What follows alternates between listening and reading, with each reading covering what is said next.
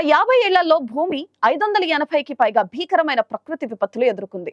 వరదలు, కరువులు, తుఫాన్లు, అధిక ఉష్ణోగ్రతలు వంటి వాతావరణ సంబంధిత విపత్తుల కారణంగా ప్రపంచవ్యాప్తంగా 50 ఏళ్లలో 20 లక్షలకు పైగా మరణాలు నమోదయ్యాయని ఐరాస వాతావరణ సంస్థ WMO వెల్లడించింది. ఇలా దాదాపు 12,000 పెద్ద చిన్న విపత్తుల కారణంగా $4.3 ట్రిలియన్ మేర ఆర్థిక నష్టం వాటిల్లింది.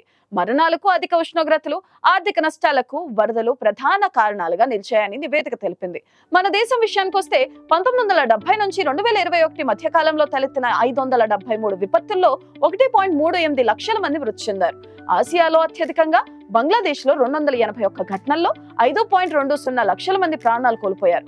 ఇవన్నీ వేరువేరు దేశాల్లో, వేరువేరు ప్రాంతాల్లో, వేరువేరు సమయాల్లో జరిగాయి. కానీ ఈ మొత్తం ఉపద్రవాల్లో ప్రపంచమంతా కలిసికట్టుగా ఎదుర్కొంటున్నది మాత్రం గ్లోబల్ వార్మింగ్ అనే చెప్పక తప్పదు. అవును, మనం అత్యంత సమస్యాత్మకమైన గ్లోబల్ వార్మింగ్ సమస్యను ఎదుర్కొంటున్నాం. దీని నుంచి ఎవరికి మినహాయింపు ఉండదు. ఎందుకంటే వాతావరణం ఆవరించుకుని ప్రాంతం ఈ ప్రపంచంలోనే ఉండదు.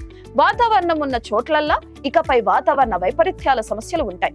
ఎవరెన్ని చెప్పినా వినకుండా ఉష్ణోగ్రతలను పెంచేస్తున్నా, ప్రమాదమని తెలిసిన బొగ్గు, శిలాజ ఇంధనాలను యథేచ్ఛగా వాడిస్తున్నా, తక్కువ ధరలకే దొరుకుతున్నాయి కదా అని ఏసీలు, ఫ్రిడ్జ్లను విచ్చలవిడిగా వాడిస్తున్నాం. ఇవన్నీ ఇప్పటికే ప్రమాదకరమని చెప్పుకున్న ఉష్ణోగ్రతలకు మరో 1/2 డిగ్రీ పెంచేశాయి. అందుకే ఊహించని అనర్థాలు చోటు చేసుకుంటున్నాయి. గతంలో పర్యావరణ శాస్త్రవేత్తలు ఎంతగా హెచ్చరించారో గుర్తు చేసుకుంటే రాబోయే కాలం ఎలా ఉండబోతుందో ఇట్టే అర్థం చేసుకోవచ్చు. మనం ఇప్పటికే కొన్ని చోట్ల ఆ ప్రభావాన్ని మోతాదును మించి పెరిగిన హీట్ వేవ్ వేడిని అనుభవిస్తున్నాం. మీకు తెలుసా, పరిమితికి మించిన ఉష్ణోగ్రతలు ఏర్పడినప్పుడు ఏ దేశంలోనైనా ప్రభుత్వాలు కొన్ని ప్రమాణాలను పాటించాల్సి ఉంటుంది. నష్ట నివారణ చర్యలు చేపట్టాల్సి ఉంటుంది. వీధుల్లో నీళ్లు చల్లడం లాంటి పనులు చేయాల్సి ఉంటుంది. పక్షులు, జంతువులు, వీధుల్లో తిరిగే అనాథల కోసం ప్రత్యేక ఏర్పాట్లు చేయాల్సి ఉంటుంది. అదంతా ఖర్చుతో కూడుకున్న వ్యవహారం. అందుకే ఆ స్థాయి ఉష్ణోగ్రతలు తలెత్తినా అధికారులు వాటిని ప్రజలకు విడుదల చేయరని నిపుణులు చెబుతున్నారు. కొన్ని దేశాల్లో మాత్రం నిజాయితీగా ఈ వివరాలను ప్రజలకు తెలియజేస్తూ తాము చేపట్టాల్సిన చర్యలు తీసుకుంటున్నారు. ప్రజల ఆరోగ్యాలను, ప్రాణాలను కాపాడుతున్నారు. గతంలో ప్యారిస్ సమావేశాల్లో ప్రపంచవ్యాప్తంగా ఉష్ణోగ్రత పెంపుదలను 1.5 డిగ్రీల సెంటీగ్రేడ్ నుంచి ఎట్టి పరిస్థితుల్లోనూ 2 డిగ్రీల దాకా వెళ్లకుండా చూసుకోవాలని తీర్మానించుకున్నారు. ఐక్యరాజ్యసమితి మధ్యవర్తిత్వంలో జరిగిన ఆనాటి ఒప్పందాలు అటకెక్కాయి. ఎవరూ వాటిని 100% పాటించిన పాపాన పోలేదు. అందుకే మరో 1/2 డిగ్రీ ఉష్ణోగ్రత అనధికారిక సమాచారం మేరకు పెరిగిపోయింది. అందుకే అప్పుడప్పుడు కొన్ని దేశాల్లో సంభవిస్తున్న ప్రకృతి భీభత్సాలు గతంలో చూడని విధంగా ఉంటున్నాయి. వాతావరణ మార్పులు ప్రపంచ ప్రజలకు ప్రాణాంతకంగా మారుతున్నాయి.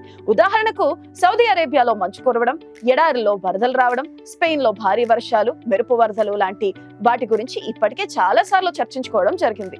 ఎన్నిసార్లు చెప్పుకున్నా వీటిని పదే పదే జనంలోకి పంపించాల్సిన అవసరం ఉందని పర్యావరణవేత్తలు చెప్తున్నారు. అందుకే అసలు ఎందుకు భూమిపై ఈ 1/2 డిగ్రీ వేడి గురించి ఇంతగా చెప్తున్నారు, హెచ్చరిస్తున్నారు అన్న విషయం గురించి చూసే ప్రయత్నం చేద్దాం. అసలు సమస్య ఈనాడు మొదలు కాలేదు, చాలా కాలం క్రితమే మొదలైంది.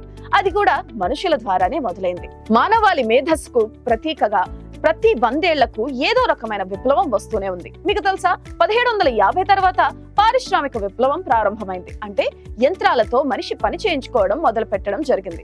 అందుకోసం ప్రపంచంలో తమకు అందుబాటులో ఉన్న బొగ్గు, చమురు, ఇతర శిలాజ ఇంధనాలు నిల్వలను తోడేసి మండించడం పెరిగింది.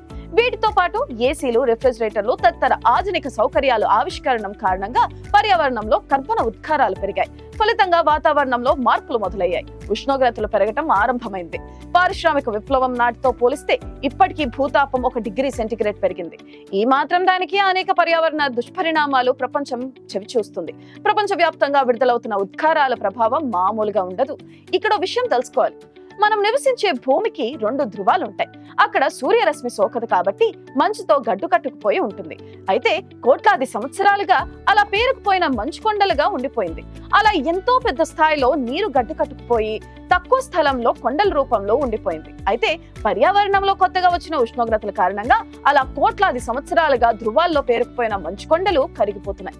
ఆ మంచు కరగడం మామూలుగా ఉన్న సమస్య ఉండదు, కానీ వేడి కారణంగా వేగంగా కరుగుతుంది. దాంతో ఆ కరిగిన నీరంతా ఎక్కడికి పోతుంది? ఇన్నాళ్ళు ఆకాశాన్ని అంటేంత కొండల్లో పేరుకుపోయిన అపార జలరాశి కరిగిపోతూ సముద్రాల్లోకి చేరుకుంటుంది. దాంతో సముద్ర మట్టాలు పెరుగుతున్నాయి. దాంతో పాటే వాతావరణంలో మార్పులు సంభవించి అతివృష్టి అనావృష్టి పరిస్థితుల్లో దేశాలు తుఫాను అకాల వర్షాలతో వరదలతో అతలాకుతలమవుతున్నాయి. ఇదంతా 6 ఉష్ణోగ్రత పెరుగుదల వల్లే జరిగింది. అయితే ఆ వేడిని 2 డిగ్రీల సెల్సియస్ కు చేరుకోకుండా 1.5 దగ్గరే ఆపాలని ప్రపంచ దేశాలన్నీ కలిసి పారిస్ లో తీర్మానించుకున్నాయి. అంటే ఎట్టి పరిస్థితుల్లోనూ పారిశ్రామిక విప్లవం నాటి సగటు ఉష్ణోగ్రత కంటే 1.5 డిగ్రీల సెల్సియస్ దాటకుండా మానవాళి జాగ్రత్త పడాలి. ఇందుకోసం 196 దేశాలు పూనాయి. కానీ ప్రతిజ్ఞలైతే చేశారు, కానీ ఎవరికి వారు ఇంధన వినియోగం విషయంలో కట్టుబడి ఉండలేదు. దాంతో ఇప్పుడు 2030లో దాటుతుందనుకున్న హద్దు ఇప్పటికే దాటివేశామని గుర్తు చేస్తున్నారు పరిశోధకులు. ఎందుకంటే మొన్నటి ఎండలను చూస్తుంటే మానవాళి సంకల్పం విఫలమయ్యేలా ఉందనే ఆందోళన వ్యక్తమవుతుంది. 2030లోగా దాటకూడదనుకున్న 1.5 డిగ్రీల సెల్సియస్ గీత దాటిపోయామేమోనన్న భయం శాస్త్రవేత్తలో కనిపిస్తుంది. తేడా కేవలం 1/2 డిగ్రీయే కదా, దానికేముంది, ఎందుకింత ఆందోళన అనిపించవచ్చు. కానీ భూతాపం 1/2 డిగ్రీ పెరిగినా అనర్థాలు అపారంగా ఉంటాయి.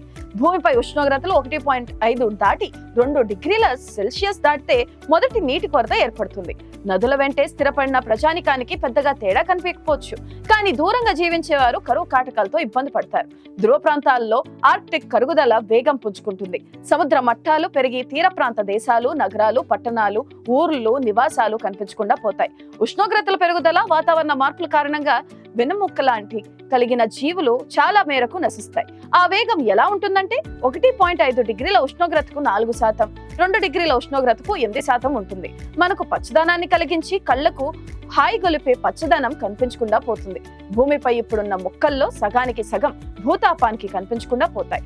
మనం నివసించే ఈ భూమిపై జీవ వైవిధ్యం కారణంగా ప్రతి జీవి ఇంకో జీవి అస్తిత్వానికి కారణంగా ఉంటాయి. ఈ జీవ వైవిధ్యానికి కీలకమైన క్రిమికీటకాదులకు భారీగా నష్టం వాటిల్లుతుంది. కేవలం మరో 0.5% హీట్ పెరిగితే క్రిమికీటకాలు 3 రెట్లు అంతరించుకుపోతాయి.